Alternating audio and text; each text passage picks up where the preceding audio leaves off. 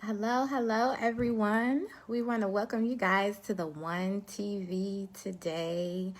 I am your host, April Bassette, and this is my 9th episode of Get Your Life. I am the owner of You Thrive Coaching, owner and founder. And today we are going to be talking about a super juicy subject, which is how to lose weight, right? Without changing your diet. Still eating what you're eating and how to lose weight. And so we have been taught, I know this is very controversial, okay? Because we have been taught that if you're overweight or not feeling comfortable about your weight, the way to lose weight is to switch up your diet. And I am going to show you, or I'm going to give you some information today that's going to let you know that that is not the first step, okay? And as a health coach, I'm going to say this 1,000 times, right? As a health coach, I always tell my clients that you choose and pick your own diet. Do not follow the trends of these popular diets, right? I don't care what the statistics are, what the so-called facts are. Hi, Lanita. What the so-called facts are, right? Everybody's body is totally different, and so everybody's body responds differently to different things, period.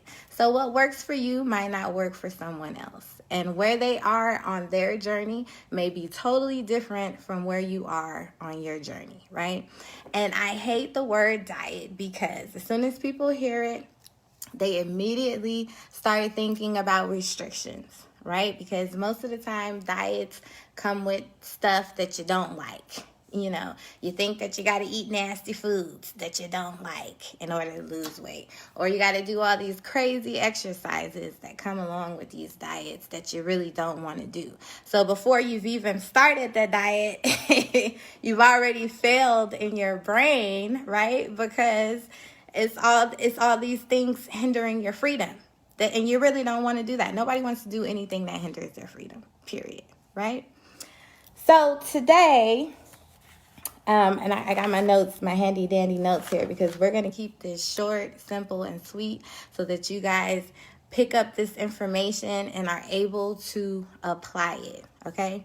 So today what we're going to be talking about is something called the cephalic, okay? The cephalic phase digestive response. Cephalic phase digestive response, right? And so what happens here is that your digestive process starts way before you put any food in your mouth, okay? And so we're going to abbreviate the cephalic phase digestive response to CPDR. Okay, and so what that means is that, what that means is that the thought, the sight, and the smell of food stimulates gastric secretions, right? So in other words, digestion starts with these secretions, preparing the body to digest the food, okay? So researchers, that's why you'll go in someone's house and you won't even see the food. You'll just smell them cooking and you'll start to get hungry because your body is preparing itself to digest food. Okay? So what that means for us is that the pleasure of eating actually comes from the anticipation of sensations, textures, and flavors of food, all right?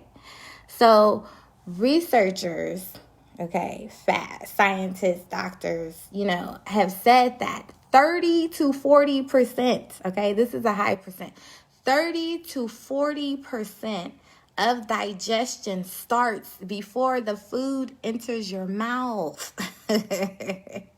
Before the food enters your mouth, before you've even taken a bite. And as I said before, this happens because that's how the brain works.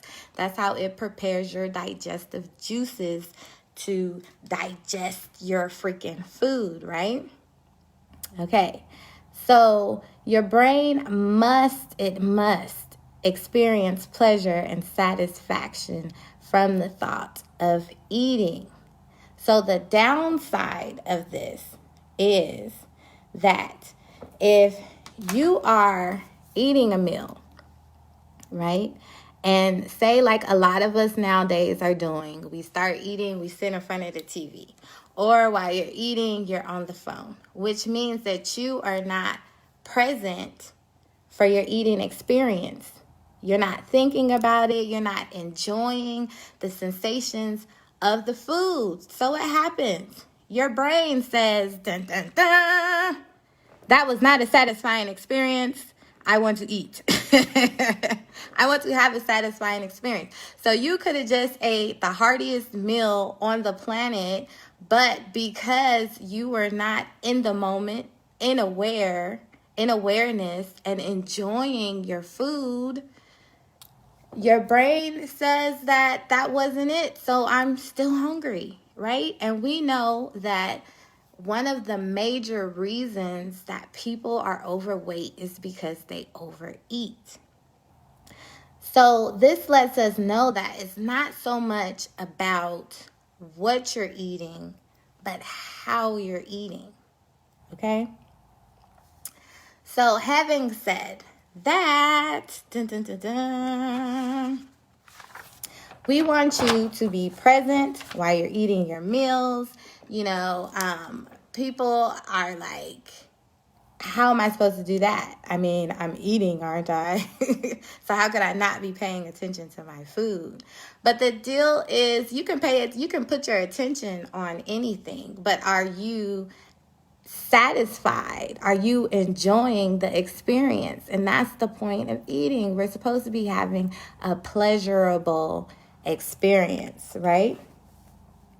And so what I want to get into, and this also happens, which leads to my next point, is when you're eating too fast, your body will do the same thing. If you eat too fast, doesn't matter how much food you're eating, your body will say, I'm not enjoying this experience.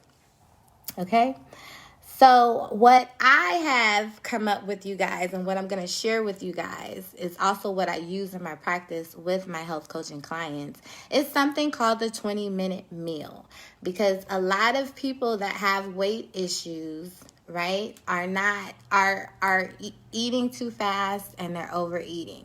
So with the 20-minute meal, what we're going to practice on is at least making sure that our meals are 20-minute increments at the least, and that we are chewing our food. I know all these things sound so simple, but it's definitely the keys, and we're not doing these things, right? So scientists say, the statistics say that the average person chews 3 times and then they swallow. So that's not enough chewing. Your body is working very hard to, number one, help digest that food, to break it down into smaller bits, right? And then, as I said, you're not enjoying your food, which is going to make you eat even more. So the 20-minute meal is very simple. The first thing that you're going to do, all you need is your meal and your phone. And the first thing that you're going to do is you're going to set your little stopwatch or your timer, or just simply look at the clock. Eat your meal like you normally eat your meal, right? And then time it. When you're done, see how long it took you to eat your meal, right? And then how many times were you chewing? And if you notice, you're probably going to be shocked at the outcome of how many times you were chewing, okay? And so once you observe that, then the next time you're going to add on, maybe if it took you 10 minutes to eat your meal, so then you're going to add on 5 minutes. And then, you're going to set small goals for yourself. If 5 minutes is too much for you, then try 2 minutes longer. You know what I'm saying? So if you're stuck at the 3 chews, then let's push it up to 5. All right? So we're going to keep doing this exercise until we get to the point to where we're eating at least 20 minutes and we're trying to get to at least 20, 30 chews, right? So once you've got that down pat, then for the next 7 days, that is your goal. That is your objective, right? And then, so after the 7 days, this has become a habit. And then this is when you start to evolve, you start to change, and then you'll notice that your food, what you're wanting to eat, also starts to change. You start to evolve. And then this is when I suggest experimenting with different foods and different amounts of food to see what you're liking and what you're not liking. And as I said, as you evolve, so will your diet. Hi, Jamie. How are you, girl? What's going on? I haven't seen, heard from you in a long time. I hope all is good. Okay. So having said that, like I said, I want to make this short and sweet because I feel like this is a huge topic because weight is a major epidemic here in America. Okay. So I want to be very clear that when I say that when you're doing this 20-minute exercise, this is just for you. This is not about judging yourself. There's no right or wrong way to do it. All we are doing is observing our habits and our behaviors so that we can see what's not working and change it. That's all. That's it. That's all. It's that simple, okay? So I hope that you guys found this little tidbit of information helpful. I will see you guys on the WunTv here in a couple of weeks. Thank you guys for tuning in, and I will see you soon. Have a great day. Have a miraculous day. You guys are loved, and we will talk soon. Okay? Bye.